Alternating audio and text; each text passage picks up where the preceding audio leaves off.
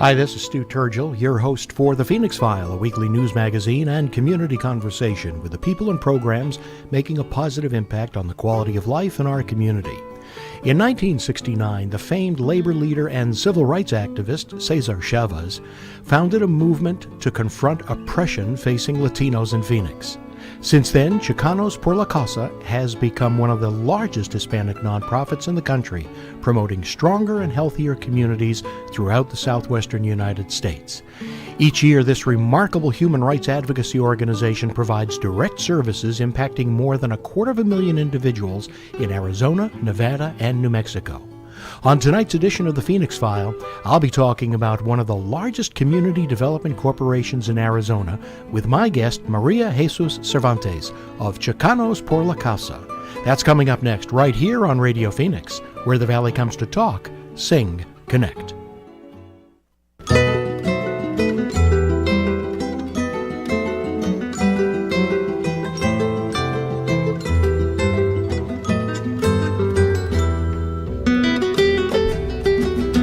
Good evening. I'm Stu Turgel, your host of The Phoenix File, a weekly news magazine that features the people and programs making a positive difference on the quality of life in the Valley of the Sun.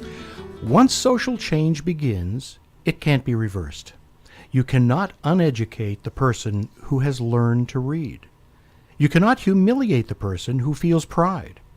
You cannot oppress the people who are not afraid anymore. We cannot seek achievement for ourselves and forget about progress and prosperity for our community. Our ambitions must be broad enough to include the aspirations and needs of others for their sakes and for our own. Well, those words were spoken by the late iconic labor leader, civil rights advocate, and Yuma, Arizona native Cesar Chavez, who helped to serve as a moral compass for the work of my guest tonight and her vitally important organization. Joining me in the studio is Maria Jesus Cervantes, the Director of Media and Public Affairs for Chicanos Por La Causa.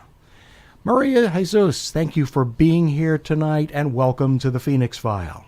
Thank you, Stu, for the opportunity to be here. You know, it's hard to imagine a more influential civil rights voice on behalf of the Latino community than Cesar Chavez was during his lifetime. Not only was he a proud native Arizonan who fought against discrimination and unfair treatment of Latinos, he was a guiding force in the creation of Chicanos Por La Causa. So please tell us a little bit about the story of the creation of your organization and the role that Chavez played in creating this incredible enterprise that you're fortunate enough to be a part of. And tell us who and what your organization has evolved into today.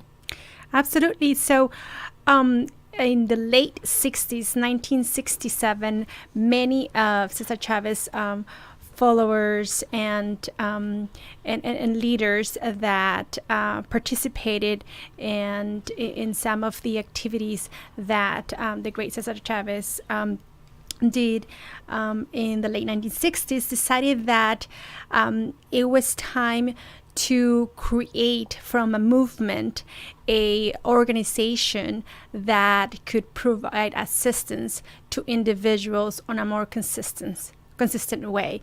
And so many of the community leaders of the time and several students gathered in 1967 to decide what needed to be done. At that time, the primary issue was discrimination and different inconsistencies that the education system had and the lack of opportunities for the Latino community at the time. So our organization started to empower individuals, in this case, to provide opportunities in the education field that were not there at the time. Was Chavez still, I don't know when he passed away. What do you know when that was? Yes, he passed away in the early 1990s. The early 1990s. So was he an inspiration for your organization, or did he actually participate in the creation of the organization? He was absolutely an inspiration on the founding members of Chicanos Por La Causa. Absolutely. In fact, we throughout the years were able to own the Santa Rita Hall, the location where Cesar Chavez fasted, and where the popular phrase "Si se puede" was born. Where was that? Where was that? Santa Rita Hall is located right here in south of Baseball Park. And does the facility still exist? Yes, still exists, and how's it we used? have plans to build that into a museum. A museum. Yes. Oh, great. Yes, that'd be wonderful. Absolutely. Right. And so we're talking about that our organization was eventually incorporated in 1969. So in fact, we will be celebrating our 50th anniversary next year. So we're very excited about that now that we have expanded and able to provide services to the communities in now 3 states.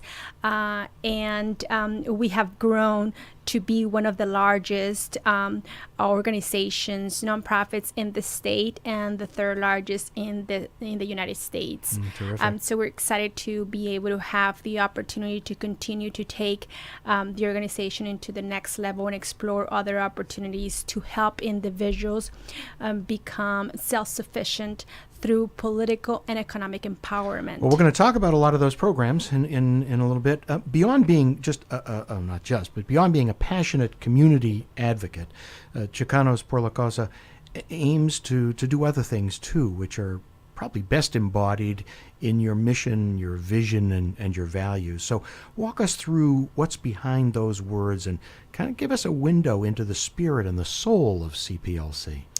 So we believe that individuals need more than just a hand out. They need a hand up. To be able to empower communities, we need to provide the necessary tools for them to become self-sufficient and empowered, because this is what we will become a sustainable change, that individuals will be able then in turn to help others to empower them to become self-sufficient. And we believe that we're able to do this by providing different programs and services in 4 major areas that I know that we will discuss at length later. So we believe that the greatest impact that we can provide by empowering lives, empowering individuals, is through housing, economic development, education, and a combination of health and social services. And we could probably spend an entire show on each of those areas, but we don't have that kind of time tonight. So I hope you can give us an overview of the actual work that you accomplish in each of these program areas. So let's start with Health and Human Services. What is it that your organization is doing in the most important one of the most important areas of Health and Human Services?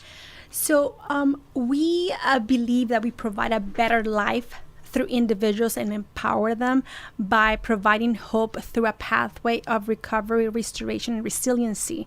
We have different programs in this area, such as behavioral health clinics in Mesa, Phoenix, and also domestic violence shelter, bilingual and bicultural domestic violence shelter, as well as HIV prevention and education.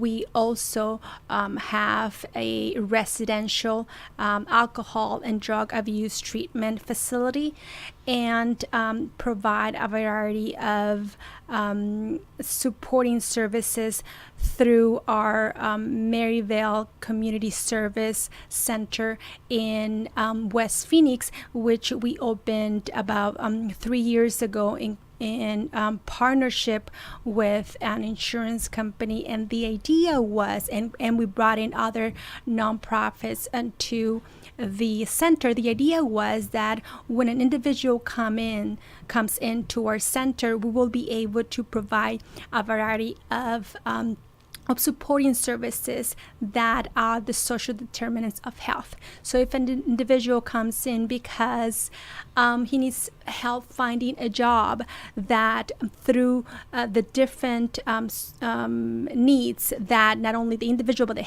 family would have, like they may have a student, son or daughter that may need a scholarship, or they may be able to need housing assistance, that we will be able to provide all those different services in one stop. So it's very integrated in terms of, or multidisciplinary or cross-disciplinary. Yes. And that really is the magic that probably makes it all work so well. The other thing, of course, goes without saying, is that it's culturally sensitive, so that the people that are seen, particularly for health and human services, or probably for all of your programs, are in an environment where they're going to be well cared for, well provided for, but also feeling a little more at ease than if they were in maybe a different environment. Yeah, right? Absolutely. Yeah. Our absolutely primary focus has been the Latino, the Hispanic community in the Valley. However, we provide different services and programs to all, to everyone that has the need for our different programs and services. We are certainly understand the need to provide culturally relevant programming, but at the same time, our programs are focused for the underserved and low-income and middle-income communities. And are the services provided at a fee, or? Depends on the type of service that we do. We have about 36 different programs and services in the 4 areas that we have. So it depend on the type of services. For instance, we have financial education classes through our housing counseling. Those are free of charge. Right. But at the same time, we have for-profit entities that help support our social services. So we own and rent homes. Well, let's shift gears just a little bit and talk about housing and what are the housing challenges that are faced by those in your community, and how do you work to address needs in that area?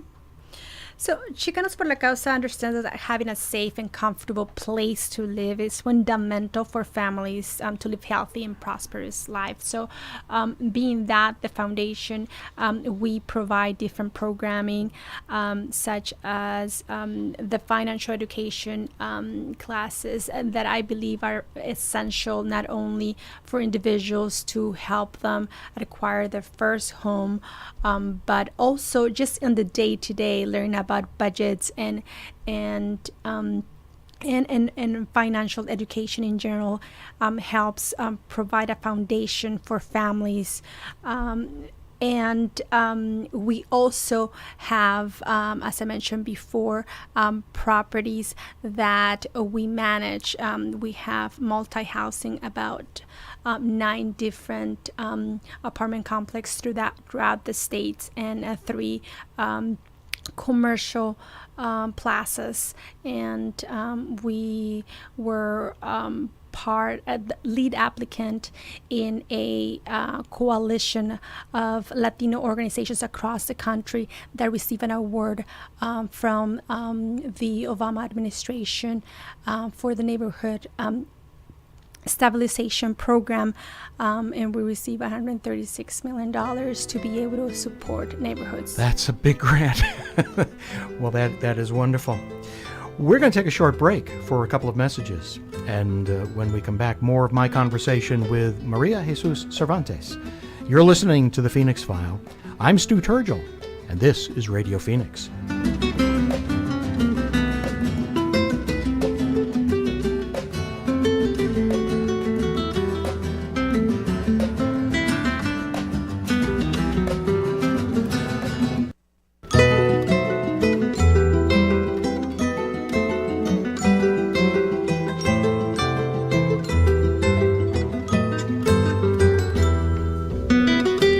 Welcome back to The Phoenix File. I'm your host, Stu Turgel, and with me in the studio tonight is Maria Jesus Cervantes, and now more of our conversation about Chicanos Por La Causa.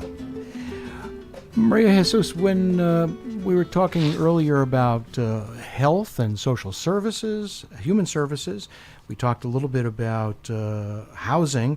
So let's talk a little bit about education, which is critically important. What does CPLC try to do in the area of education on behalf of the Latino community? We're very committed to ensuring that everyone has the opportunity to pursue solid education because we believe that higher education is the greatest equalizer that provides social and economic mobility. And this, of course, provides greater opportunities for success.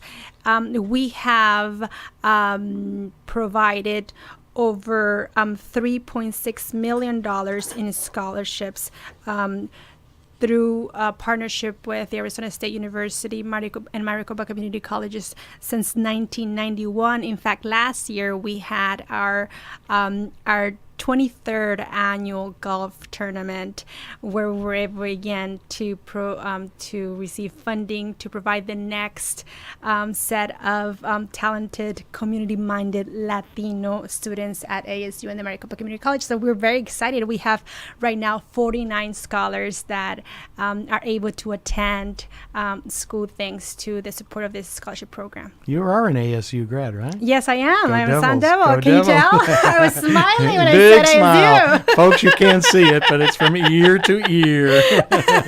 Well, let's move on to talk a little bit about economic development. This is really a central focus of your work.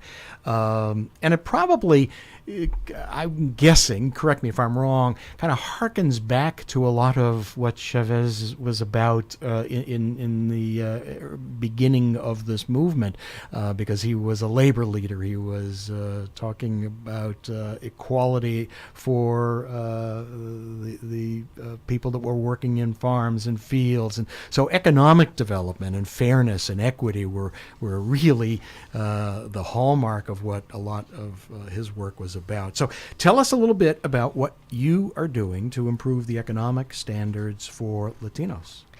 So we believe that, as I mentioned before, that if we're able to provide individuals the tools for them to become self-sufficient, then they were able to help others in turn. And we want to lead by example also and become self-sufficient ourselves. So we have an innovative business model where we own for-profit properties, entities that support our nonprofit services to be able to be more sustainable and provide this programs and services to the community as long as they need it. And so through that end, yes, economic development has been a big driver to help, as you know, in with your experience in the field of the nonprofit, the importance that it is to be able to maintain and sustain nonprofit programs, and having that arm that provides that additional funding to be able to not only depend on specific dollars but diversified our portfolio really helps. And in this case, under the economic development arm, we have a lending program, préstamos, that have been providing capital and access to capital to the community for the last 30 plus years. We also, like I mentioned, own properties and commercial properties that we're able to then, in that case, being able to rent and sustain. At the same time, we have in the past few years also acquired properties to develop, such as the Pickle House here, really close to the Phoenix Arts Center, where we're going to develop this property into makerspace, and to be able to support emerging businesses, but also help revitalize that area in downtown. Recently, also on 16th Street and Buckeye Road, right outside Sky Harbor, and we're very excited about that because our main offices are around that area, and that property, that land that the city of Phoenix owns, it has historically been Latino community, certainly vibrant community from the late 1960s, and we're happy to be able to acquire that land and being able to be cultural sensitive to the history of that land and the church that still stands in that area, but also help provide an economic opportunity for the neighbors in that area. We also have plans with the city of Mesa in downtown Mesa to develop another mixed-use property in downtown, and again helping bringing the CPLC programs and wraparound services to the different communities, at the same time provide that economic vitality that many communities need to become self-sufficient. Yeah, I think when most of us today think about the challenges of Latinos, we think about issues that are related to immigration. Perhaps no other subject affecting the people that Chicanos Por La Causa seeks to lift up gets more ink or airtime than the border, the wall, DACA, family reunification. Does CPLC get into the politics of these sometimes contentious, they're always contentious issues? And if so, how do you deal with them? So, like I mentioned in the beginning, it's part of our history. The 1967, when our founders got together and decided that they needed to speak up and help those that needed the support and guidance to make change happen. And throughout the years, CPLC has evolved into the organization that it is today, but even more so in the last 2.5 years, when a new president and CEO, David Adame, took the lead, that it was very important for him to realign the organization and being able to help individuals, to empower individuals through a political and economic empowerment, to being able to marry the two and understand that without one, we cannot have the other. So does that mean yes, that we have you get involved with political advocacy? We have been more active. We are a 501c3. Right, so there are certain limits to what you can do. Absolutely. And in the sense of that, yes, in 2012, when President Obama created the DACA program, we created a fundraising campaign that raised money to help those individuals that were already ready to submit the application but did not have the application fee at the time, $465. To date, in fact, which had to be repeated. It wasn't a one-time fee. Exactly. And so now we're helping some of them or others, right, especially in rural areas, in the Yuma area, to renew their application. We have helped about more than 200 youth to help get that permit, to be able to, again, to provide to the local economies, to become self-sufficient, to be able to provide to their families through this pathway to legalize their status in the United States, in this case, at the very least with a permanent work permit. Does CPLC work with or seek to collaborate with other ethnic or faith groups to seek common cause for your work? Absolutely. That has been part of our DNA for years. We understand there is a strength in numbers, there is not absolutely one specific need that could be addressed by one entity, that we need to be able to identify the need and be a coalition leader and participate in different efforts to then leverage our outreach and capacity to be able to really impact and create greater impact in our communities. Are there opportunities for people who want to step up and volunteer on behalf of the work that CPLC does? And if so, what can folks who want to help do to help you advance your agendas? How can they get in touch with you? Yes, absolutely. Please do. We have probably about over 3,000 hours of volunteers for different individuals that reach out to us. It could be families. There are students. In fact, part of our requirements for our scholarship programs is that these scholars give back to the community that are helping them go to school. So they have to donate about 40 hours a year to be able to get this scholarship. But in general, we received requests from different organizations and also individuals that want to help. Like I said, we have 36 different programs and services. And how do they reach you? And different events where they can do volunteer. They can go to our website at cplc.org and just press the tab that says join, and they will be able to sign up for a newsletter and also to volunteer. Well, we're almost out of time, but I want to ask you what your hope is in the next decade for those who are counting on CPLC for continuous advancement and improvement of their lives and the lives of their children and grandchildren. If you had a magic wand and you could get a wish or two, what would you wish for over the next decade? Wow, that is a very interesting question. But I mean, I am very excited about the possibilities and the opportunity to continue with CPLC and the plans that we have to continue to empower individuals, not only in Arizona, but as we're looking into other states and even working closely with Mexico, because we believe that, again, being part of a greater cause and greater coalition, we will be able to make greater impact in our communities that are badly needed. Maria Jesus, thank you for being here tonight to help us better understand the important advocacy work and the positive impact CPLC makes on hundreds of thousands who navigate both the Mexican and American worlds. And let me end our conversation tonight with one final quote from Cesar Chavez. History will judge societies and governments and their institutions not by how big they are or how well they serve the rich and the powerful, but by how effectively they respond to the need of the poor and the helpless. So once again, thanks for being here tonight. We appreciate it. Thank you very much for having me.